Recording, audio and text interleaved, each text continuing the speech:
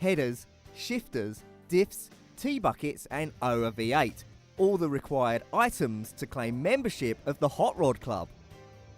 The typical Hot Rod is a massively modified version of a US-built car, with a large American V8 up front for straight-line speed.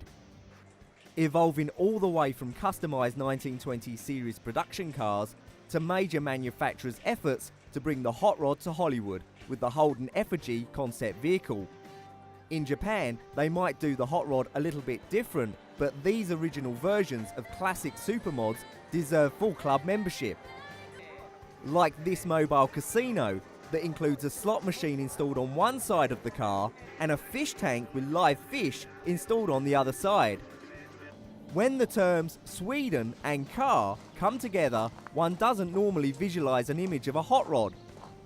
Leif Tuvesen, one of Sweden's most skilled specialist car constructors, is about to change any preconceived notions you may have.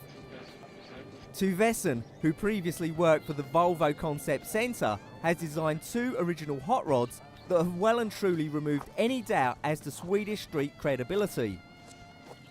Having previously won the prestigious Hot Rod of the Year award from Hot Rod magazine, Tuvesen has now turned his talents to reinventing the hot rod. The V8-powered Caresto Speedster has been carefully handcrafted into life under the watchful Tuvesen gaze. Thanks to the mid-engine layout, this sports rod has an ideal 60-40 back-to-front weight distribution and is completely constructed from aluminium and carbon fibre, with an advanced sports car chassis fitted with Öhlins shock absorbers.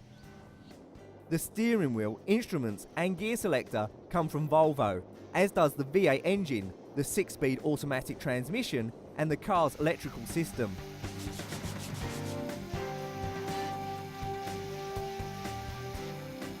For an even greater challenge, Leif Tuvesen took the 1927 OV4, the very first series production Volvo, and created the Jacob hot rod.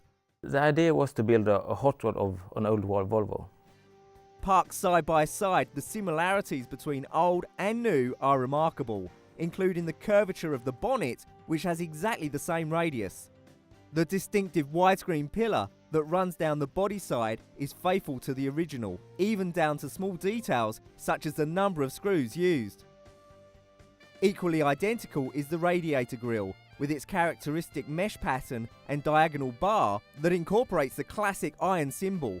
The body has been built by hand from raw aluminium panels that were bent into their final shape using a hammer and English wheel, exactly as it was done in the prototype workshop back in the 1920s.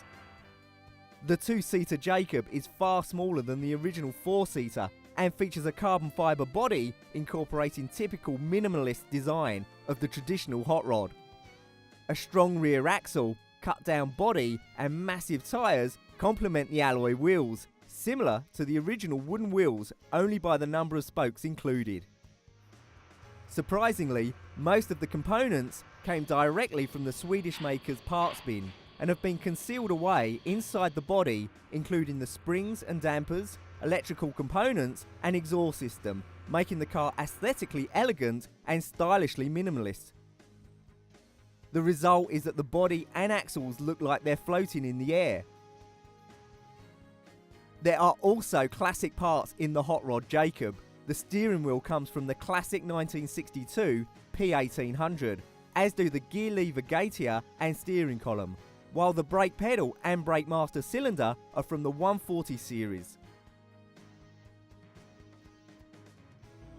With large European automotive manufacturers now embracing the great American tradition of the hot rod, membership of this club has finally moved into the mainstream.